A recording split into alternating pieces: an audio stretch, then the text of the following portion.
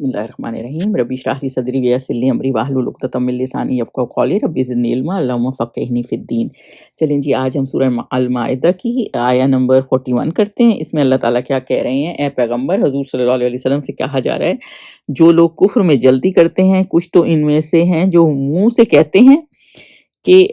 کہتے ہیں کہ ہم مومن ہیں، لیکن ان کے دل میں مومن نہیں ہیں، دل سے مومن نہیں ہیں، اور کچھ ان میں سے جو یہودی ہیں ان کی وجہ سے غمناک نہ ہونا، یہ غلط باتیں بنانے کے لیے جاسوسی کرتے پھرتے ہیں، اور ایسے لوگوں کے بہکانے کے لیے جاسوس بنے ہیں جو ابھی تمہارے پاس نہیں آئے، صحیح باتوں کو ان کے مقامات میں ثابت ہونے کے بعد بدل دیتے ہیں، اور لوگوں سے کہتے ہیں کہ اگر تم کو یہی حکم ملے تو اسے قبول کر لینا، اور اگر یہ نہ ملے تو اس سے احتراز کرنا، اور اگر کسی کو اللہ گمراہ کرنا چاہے تو اس کے لیے تم کچھ بھی اللہ سے ہدایت کا اختیار نہیں رکھتے۔ یہ وہ لوگ ہیں جن کے دلوں کو اللہ نے پاک کرنا نہیں چاہا، ان کے لیے دنیا میں بھی ذلت ہے اور آخرت میں بھی بڑا عذاب ہے، عذاب عظیم آیا۔ تو بیسیکلی اس کو تھوڑا تھوڑا کر کے چلتے ہیں۔ تو سب سے پہلے اللہ تعالیٰ یہ کہہ رہے ہیں کہ اے نبی صلی اللہ علیہ وسلم، آپ یعنی کہ پریشان نہ ہو، بیسیکلی یہ کہا جا رہا ہے کیونکہ کچھ لوگ ان میں سے ایسے ہیں جو کفر کرتے ہیں کہ اگر کتاب آ گئی ہے تو اس کو قانون کو پسند نہیں کرتے، یا کوئی چیز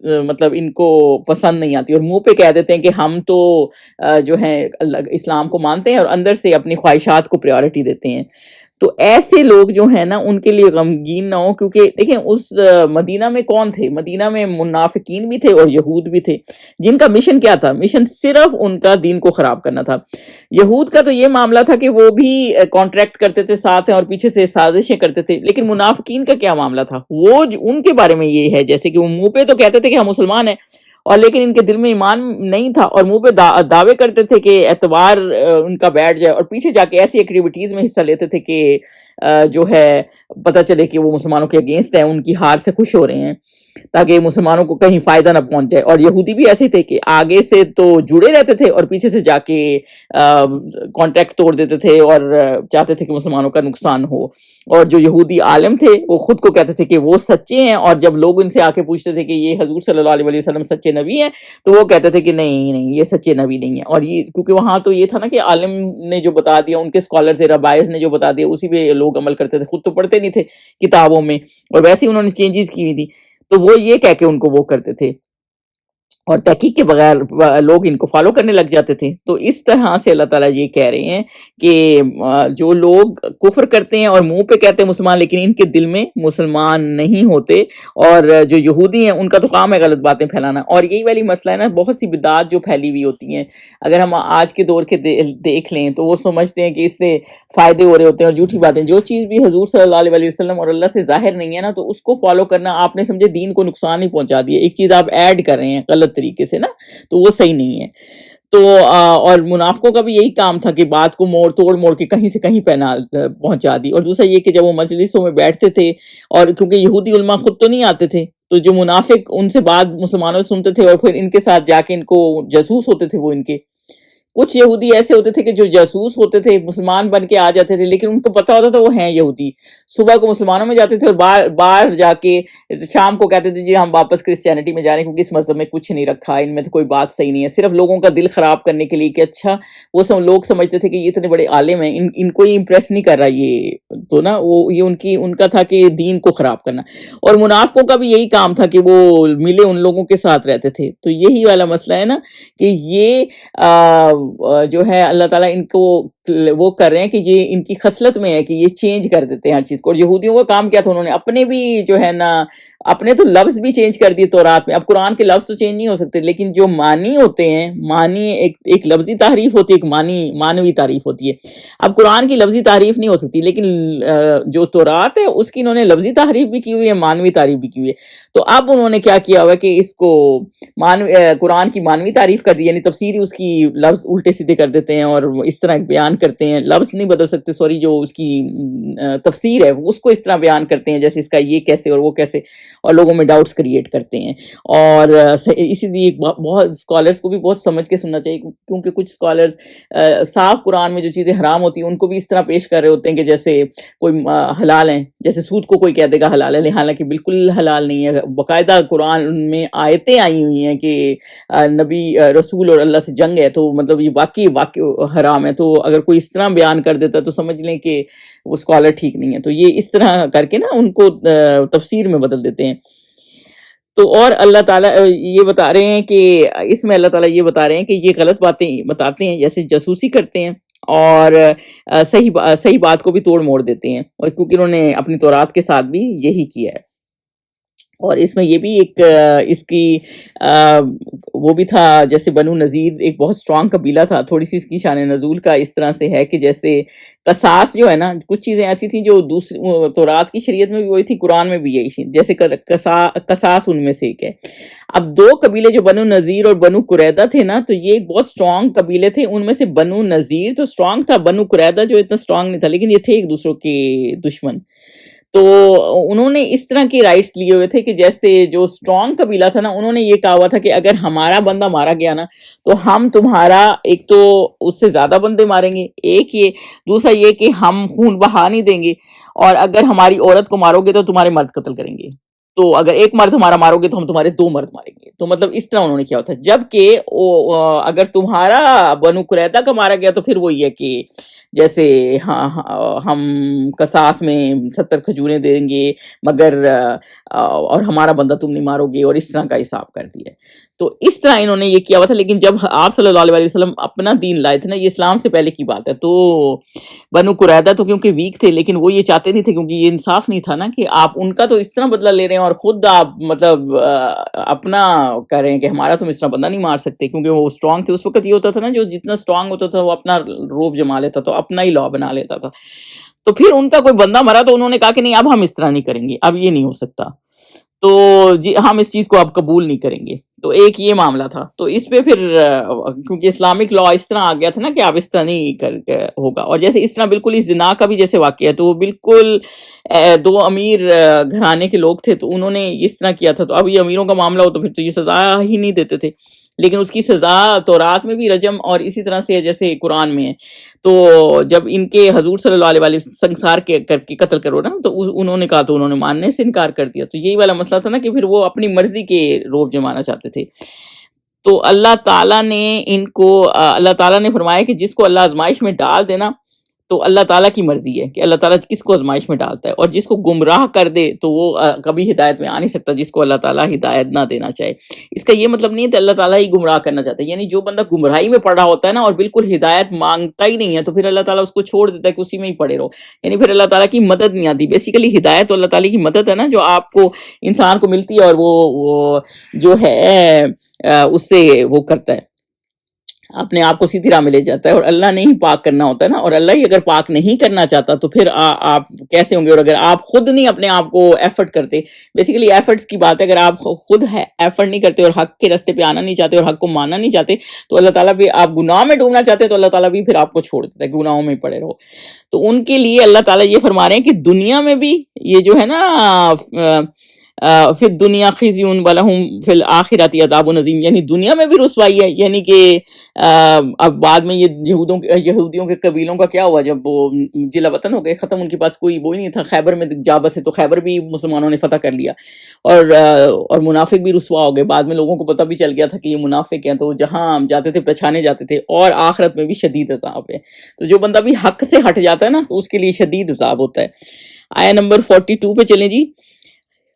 سمعون للکاذب اکلون للسحت, یعنی یہ جھوٹی باتیں بنانے کی جاسوسی کرنے والے اور رشوت کا حرام مال کھانے والے ہیں. اگر یہ تمہارے پاس کوئی مقدمہ یعنی فیصلہ کرانے کو لے کے آئیں تو تم ان میں فیصلہ کر دینا یا اعراض کرنا. تو بیسیکلی اللہ تعالیٰ یہ بتا رہے ہیں کہ یہ جھوٹ کی عادت ہے ان کو, حق نہیں مانتے یہ, ٹھیک ہے. یہ حق نہ ماننا, لوگوں کو جیسے لوگوں کو چیزوں میں دلچسپی ہوتی ہے, اولیاء میں دلچسپی ہوتی ہے, لیکن قرآن میں دلچسپی نہیں ہوتی. تو حق تو قرآن ہے, تو یہ حق کو نہیں مانتے, جھوٹی باتیں بناتے ہیں. اور سخت جو ہوتا ہے نا, بیسیکلی رشوت کو کہتے ہیں, یعنی اور رشوت کے بارے میں حدیث پاک بھی ہے, لینے دینے والا دونوں ہی جہنمی ہیں. یعنی مال حرام جو ہوتا ہے, اکالونا ہے نا, مال حرام کھانے والے ہیں. تو یہود کے علماء کس طرح مال حرام کھانے والے تھے, یعنی اپنی مرضی کے فیصلے کرا لیتے تھے وہ لوگ ان سے جو پیسے والے ہوتے تھے, جن سے ان کو فائدہ ہوتا تھا, کوئی بینیفٹس مل رہے ہوتے تھے. تو یہ ان سے مطلب تحفے لے لیے یا تعلقات رکھنے کے لیے، یہ سب رشوت میں آ جاتا ہے. تو اگر پھر یہودی آپ صلی اللہ علیہ وسلم کے پاس اللہ تعالیٰ فرما رہے ہیں فیصلہ کرنے کے لیے آئیں، تو آپ چاہیں تو کر دیں، چاہیں تو اعراض کریں نہ کریں، کیونکہ ان کا مقصد یہ ہے کہ اپنی مرضی کا فیصلہ کرنا. اگر آپ حضور صلی اللہ علیہ وسلم ان کی مرضی کا فیصلہ نہیں کریں گے، وہ ویسے نہیں مانیں گے. تو اللہ تعالیٰ کہہ رہے ہیں یہ آپ کی مرضی، اگر آپ چاہیں تو کر دیں، چاہیں تو ان سے اعراض کر دیں. تو یہ اپنے فیصلے خود کریں، تو تم ان میں فیصلہ کر دینا یا اعراض کرنا. اور اگر ان سے اعراض کرو گے تو وہ تمہارا کچھ بھی نہیں بگاڑ سکیں گے. یعنی آپ کی مرضی، آپ چاہیں تو فیصلہ کریں، ورنہ یہ آپ کا کچھ نقصان نہیں کر سکتے. اگر کوئی بندہ صرف آتا ہی فتویٰ شاپنگ کے لیے، اگر کوئی عالم سمجھتا ہے کہ میں اس کو حق بات کروں گا، یہ سمجھے گا نہیں، کیونکہ اس کو بس اپنی مرضی کا ہی فتویٰ چاہیے، تو عالم کہہ سکتا ہے کہ بھئی میں نہیں کر سکتا اس کا، کیونکہ یہ تو سمجھنے والے نہیں ہے نا. تو اور یہ اسپیشلی نان مسلم تھے، تو یہ بے شک اپنی مرضی سے پھر وہ کر لیں. تو حضور صلی اللہ علیہ وسلم ایک مسلمان کے اوپر تو ان کو کہہ سکتے ہیں کہ یہ اللہ کا حکم ہے، اور وہ یہ سمجھے گا بھی بات. اور یہ کیونکہ اسلام پہ نہیں تھے، تو یہ بھی ہے کہ وہ، اور آج تو مسلمان بھی ایسے ہیں کہ اپنی مرضی کا فتویٰ چاہتے ہیں، یہ ان کو یہ نہیں ہوتا کہ قرآن و حدیث کے مطابق ہو. تو جو اعراض حضور صلی اللہ علیہ وسلم سے کہا گیا کہ آپ نے اگر نہیں بتانا، اعراض کرنا، تو ان سے اعراض کر لیں، تو آپ کا کچھ نہیں کر سکیں گے. اور اگر فیصلہ کرنا چاہو تو انصاف کا فیصلہ کرنا، مطلب اگر فیصلہ کریں تو پھر انصاف سے کریں. یعنی کہ جو بھی قصاص اور زنا کے جو بھی ان کے تورات میں بھی تھے، ہمارے مسلمانوں میں بھی تھے، جو بھی صحیح حق کا فیصلہ ہے نا وہ کریں. کیونکہ حضور صلی اللہ علیہ وسلم تو اس طرح کے انصاف پسند تھے. اگر ایک طرف مسلمان ہوتا اور ایک طرف نان مسلم ہوتا نا، تو اگر حق پہ نان مسلم ہوتا تو اسی کے حق میں فیصلہ دے دیتے تھے. وہ یہ نہیں دیکھتے تھے کہ اس میں مذہب کیا ہے، حق کا فیصلہ کریں. اور اللہ تعالیٰ نے کبھی یہی حکم ہے اگر فیصلہ کرنا ہے تو پھر انصاف کا کریں، کہ اللہ انصاف کرنے والوں کو دوست رکھتا ہے. یحب المقسطین، جو انصاف کرتے ہیں نا اللہ تعالیٰ ان کو پسند کرتا ہے. 43 بجائیں، اور یہ تم سے کیوں کر فیصلہ کرائیں گے جبکہ خود ان کے پاس تورات موجود ہے. تو یہ کیوں آپ صلی اللہ علیہ وسلم کو جج بنانا چاہتے ہیں؟ اللہ تعالیٰ یہ کہہ رہے ہیں کہ کیوں یہ آپ کے پاس آتے ہیں جبکہ ان کے پاس تورات ہے، اور تورات میں بھی یہی احکامات ہیں. تو اور آپ کو رسول بھی نہیں مانتے. جب حضور صلی اللہ علیہ وسلم کو رسول ہی نہیں مانتے، قرآن ہی نہیں مانتے، تو پھر آپ کے پاس کیوں فیصلے کرانے آ جاتے ہیں؟ اور جس میں خدا، اور ان کے پاس تورات ہے جس میں خدا کا حکم ہے. یعنی تورات میں بھی اللہ تعالیٰ نے یہی فیصلہ سنایا، ان میں بھی شریعت ہے، اس میں بھی اللہ تعالیٰ کے حکم ہے. پھر اس کے بعد اس سے پھر جاتے ہیں اور یہ لوگ ایمان ہی نہیں رکھتے. تو مطلب یہ بات جانتے ہیں کہ تورات میں بھی یہی ہیں، تو پھر آپ کے پاس کیوں آتے ہیں؟ وہ سمجھتے کوئی چھوٹ نکل ہے جیسے. تو یہ ایمان والے نہیں ہیں. اللہ تعالیٰ یہ کہتے ہیں وَمَا أُولَٰئِكَ بِالْمُؤْمِنُونَ، یہ ایمان والے نہیں ہیں جو اللہ کے قانون کو پسند نہیں کرتے. یہ لوگ ایمان والے نہیں ہوتے جو اللہ کے قانون کو پسند کرتے. ایسے لوگوں کا کوئی ایمان نہیں ہے جو اللہ کے قانون میں کجیاں نکالتے ہیں یا لوپ ہولز نکالتے ہیں، جو صحیح کلیئر قانون ہوتے ہیں اور اس میں جا کے اپنے فیور کی چیزیں نکالتے ہیں، وہ ایمان والے نہیں ہیں. اللہ تعالیٰ کہتے ہیں. اور یہ کیوں فیصلے کرانے آتے ہیں جبکہ ان کی اپنی کتاب میں بھی اللہ تعالیٰ نے شریعت کے احکامات دیے ہیں. آگے اللہ تعالیٰ فرما رہے ہیں 44 پہ، بے شک ہم نے تورات نازل فرمائی جس میں ہدایت اور روشنی ہے. یعنی تورات بھی ایک ایسی کتاب تھی، قرآن کے بارے میں بھی یہ ہے کہ ہدایت بھی ہے، نور بھی ہے. یعنی اس میں اس وقت کے لوگوں کے لیے رہنمائی تھی، کہ بنی اسرائیل کے اوپر آئی تھی نا. قرآن پورے انسانوں کے لیے آیا تھا، اس لیے کبھی ہم پڑھتے ہیں یا الناس بھی ایڈریس ہوا ہوتا ہے نا، کیونکہ سب لوگوں کے لیے ہے. لیکن جو تورات تھی وہ صرف بنی اسرائیل کے لیے اتری تھی، اور قرآن سب کے لیے اتری ہے. اور نور ہے، یعنی ہدایت اور نور ہے. یعنی نور کیا چیز ہوتی ہے؟ روشنی. روشنی میں کیا ہوتا ہے؟ آپ کو راستہ نظر آتا ہے. اندھیرے میں اس کا اپوزٹ، نور کا اپوزٹ اندھیرا ہے نا، تو اندھیرے میں تو آپ کو کچھ نظر نہیں آتا.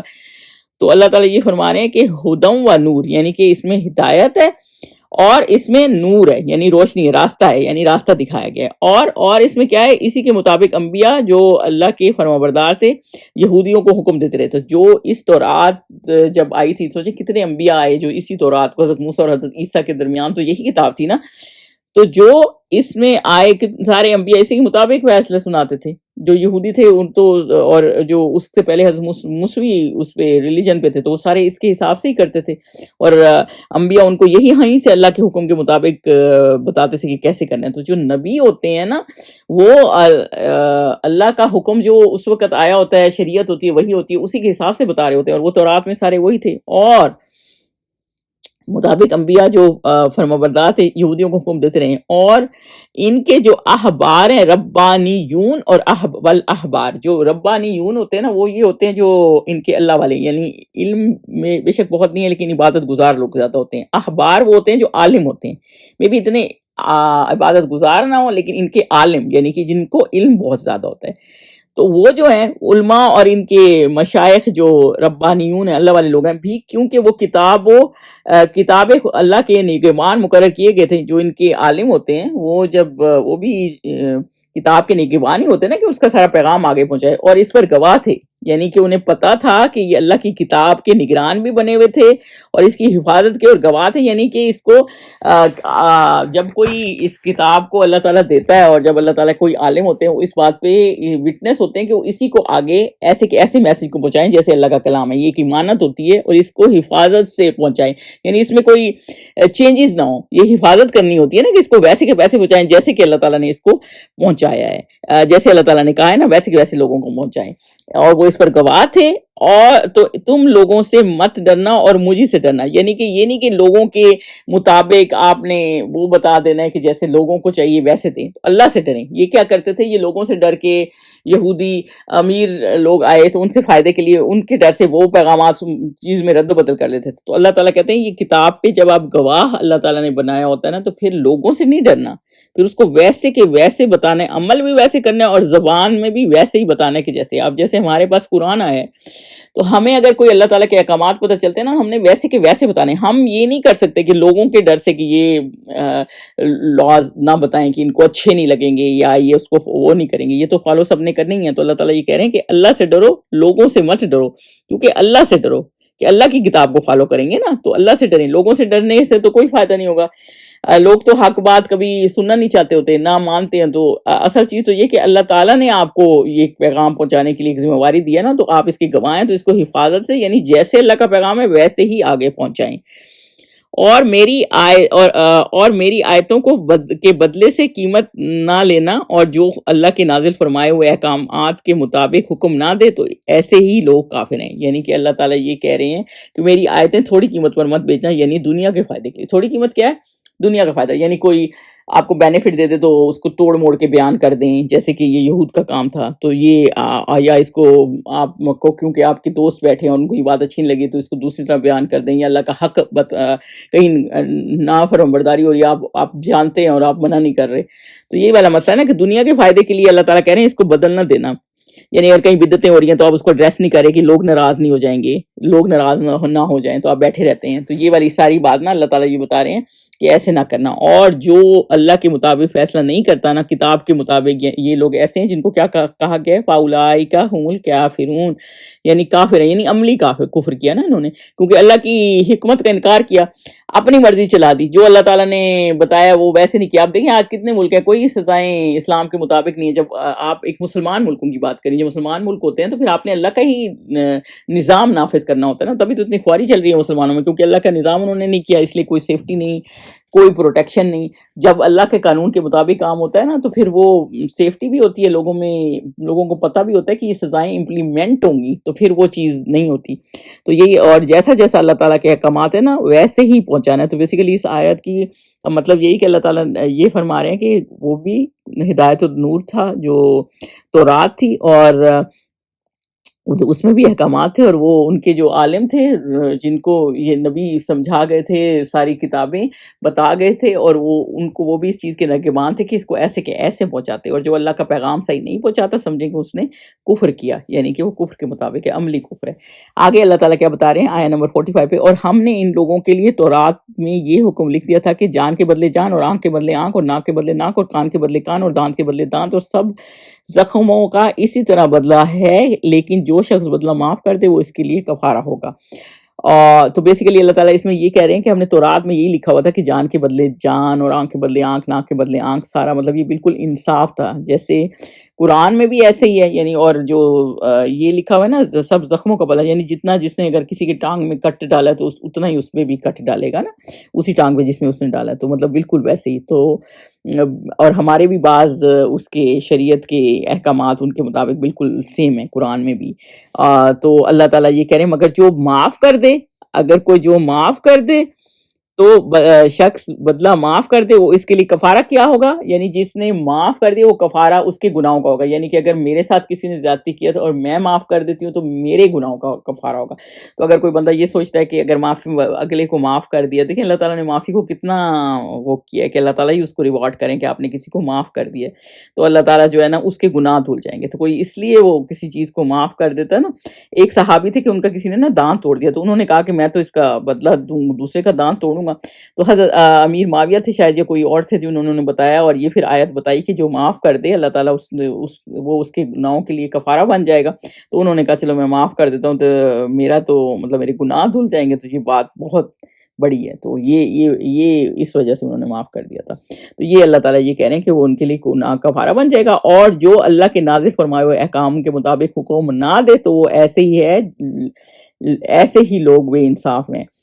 فاولائک هم الظالمون، جو اللہ کے قوانین کے مطابق فیصلہ نہیں کرتا نا وہ ظالم ہے، جس نے عدل نہیں کیا وہ ظلم کرتا ہے۔ یعنی کہ اور جو عدل کے بغیر لوگوں کو انصاف نہ ملے تو وہ ظلم ہی ہے نا، تو دوسرا تو بیچارہ مجبور ہی ہو جاتا ہے۔ تو یہ اللہ تعالیٰ کہہ رہے ہیں کہ اس نے ظلم کیا۔ 47 پہ چلیں، 46 پہ چلیں، اور ان پیغمبروں کے بعد اب اللہ تعالیٰ آگے کیا بتا رہے ہیں کہ ان پیغمبروں کے بعد انہی کے قدموں پر ہم نے عیسیٰ بن مریم کو بھیجا، جو اپنے سے پہلے کی کتاب تورات کی تصدیق کرتے تھے۔ یعنی اب جب حضرت موسیٰ کے کافی عرصے بعد جو حضرت عیسیٰ آئے، بیچ میں کافی سارے نبی تھے، ان کے پیچھے اللہ تعالیٰ نے عیسیٰ بنایا، اور دیکھیں ہر جگہ عیسیٰ بن مریم ہے کیونکہ حضرت مریم کے بیٹے تھے نا، کہ میریکل ان کی برتھ تھی، تو انہی کے فٹ سٹیپ پر بھیجا، یعنی انہی کے حساب سے تورات پر ہی فیصلہ کرتے تھے، کیونکہ تورات میں احکامات تھے نا، اس انجیل میں تو ایتھکس تھے، مورلز تھے۔ تو انہی کے قدموں پر ہم نے عیسیٰ بن مریم کو بھیجا، جو اپنے سے پہلے کی کتاب تورات کی تصدیق کرتے تھے، یعنی اس کی تصدیق کرتے جیسے قرآن پچھلی کتابوں کی تصدیق کرتی ہے نا۔ تو کیونکہ انجیل میں نئی شریعت نہیں تھی، تھوڑی سی چینجز تھی انجیل میں، وہی جو ہدایات تھیں اور نور تھی، تو اللہ تعالیٰ نے جو قانون تھا، احکامات کی جو کتاب تھی نا، وہ تورات میں ہی تھی، تو تورات کی تصدیق کرتے تھے، اور ان کو انجیل عنایت کی جس میں ہدایت، وہ بھی ہدایت تھی اور نور تھی، یعنی کہ وہ بھی گائیڈ کرتی تھی، اس میں بھی گائیڈنس تھی تھوڑی سی، جیسے نئی شریعت آتی ہے تو تھوڑی سی چیزیں ان لوگوں کے حساب سے، کیونکہ ظاہر سی بات ایک دور بدل جاتا ہے نا، اتنے 100 سال بعد جو دوسری کتاب آئی، تو وہ اللہ تعالیٰ نے پھر ایک نئی ورژن جو بھیجا ہوتا ہے اس میں تھوڑی سی چینجز کے ساتھ، لیکن وہ اس کو بھی ساتھ میں تصدیق کرتے تھے تورات کی بھی، اور یہ بھی ہدایت اور نور تھی۔ اور تورات کی جو اس سے پہلی کتاب ہے تصدیق کرتی ہے، تورات جو ہے وہ اس سے پہلے کی جو کتابیں آئی ہیں ان کی بھی تصدیق کرتی ہے۔ تو اس لیے جو کتابیں ہیں وہ ایک دوسرے کی کو کنفرم کرتی ہیں، ایک دوسرے کو کی تصدیق کرتی ہیں، اور پرہیزگاروں کی کو راہ بتاتی ہیں اور نصیحت کرتی ہیں۔ یعنی کہ یہ جو کتابیں ہیں نا، اللہ تعالیٰ نے کہا ایک تو روشنی ہے، تو دوسری بات ہے کہ یہ جیسے انجیل ہے وہ تصدیق کرتی ہے تورات کی، وہ کنفرم کرتی ہے، اسی طرح جو پچھلی اللہ تعالیٰ نے کتابیں بھیجی وہ اس کی تصدیق کرتی ہیں،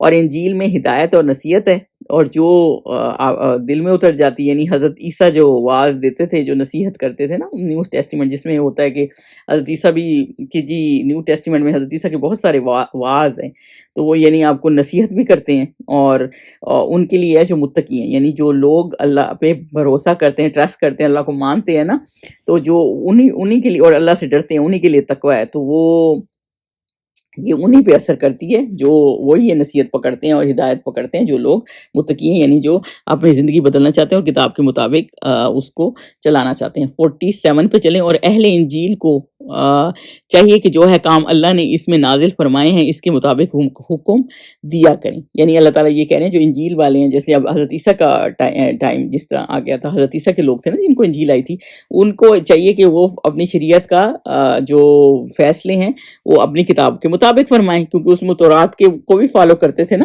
تو اس کے لاز کے مطابق چلیں۔ یہ لاز نا وہ سارے مانتے تھے، ان کا جب سینٹ پال جب تک نہیں آیا نا تو اس میں کوئی چینجز نہیں تھی ان کی لاز میں۔ جب سینٹ پال آیا نا اس نے شریعت موسیٰ کو ختم کر دیا اور اس میں چینجز کر دی، اور یہ ٹرینٹی والا کانسیپٹ بھی دیا۔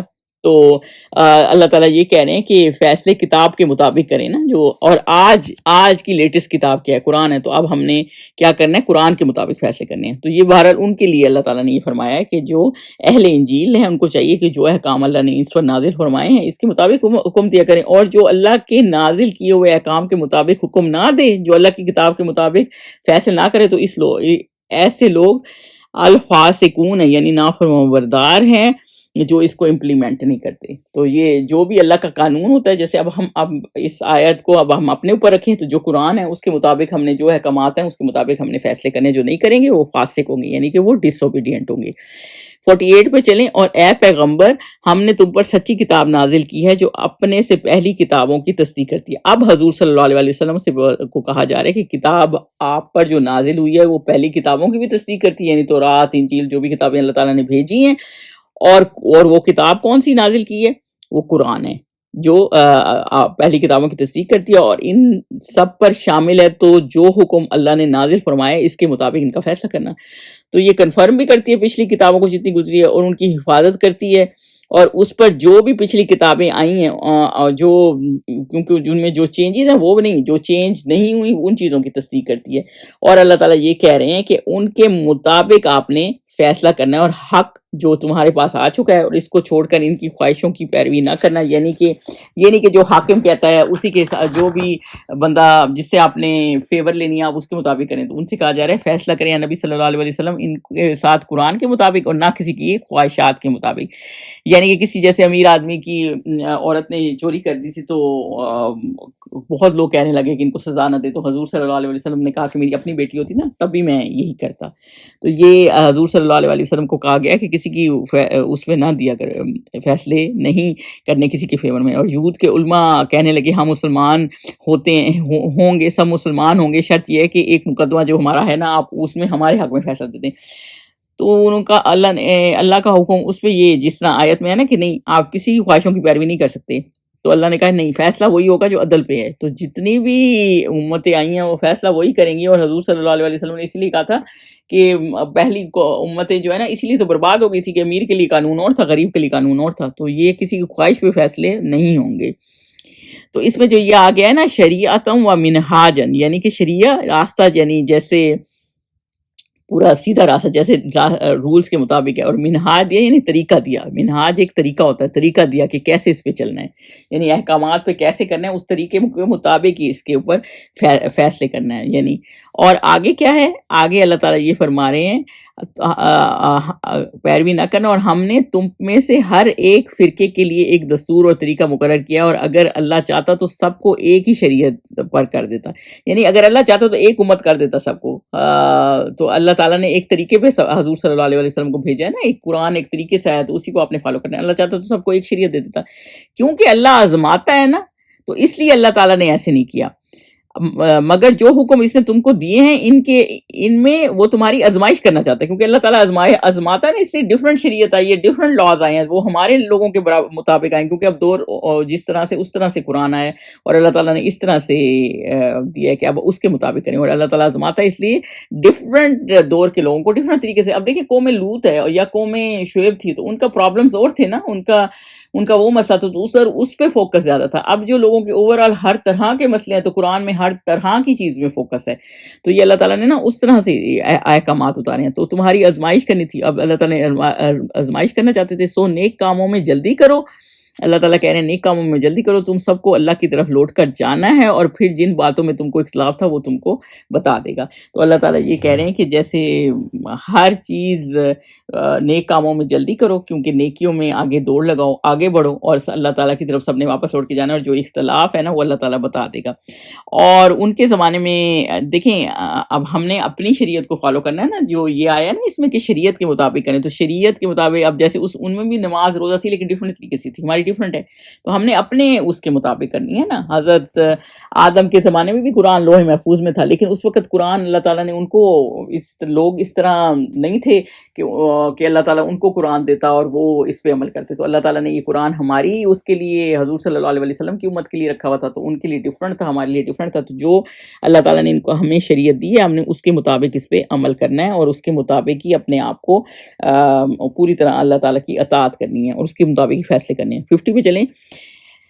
کیا یہ زمانہ جاہلیت کے حکم کے خواہش مند ہے؟ اللہ تعالیٰ یہ کہہ رہے ہیں، اللہ تعالیٰ یہ کہہ رہے ہیں کہ کیا یہ چاہتے ہیں کہ زمانہ جاہلیت کی دوبارہ اسی کے مطابق چل پڑیں، مطلب جیسے وہ اللہ کے حکم کی پیروی نہ چلیں، اور جو جیسے یہودوں کا معاملہ تھا کہ جو چاہے اس کو فیور کر دے، امیر کا قانون ہے اور غریب دبا جا رہا ہے، کیا ویسے وہی رولز دوبارہ چاہتے ہیں؟ جیسے زندہ بچوں کو درگور کر دیتے تھے، تو یہ کیا وہی اسی کے دوبارہ زمانہ جاہلیت کے دور کو دوبارہ چاہتے ہیں؟ وہ لا کو چاہتے ہیں، اور جو یقین رکھتے ہیں ان کے لیے اللہ سے اچھا حکم کس کا ہے؟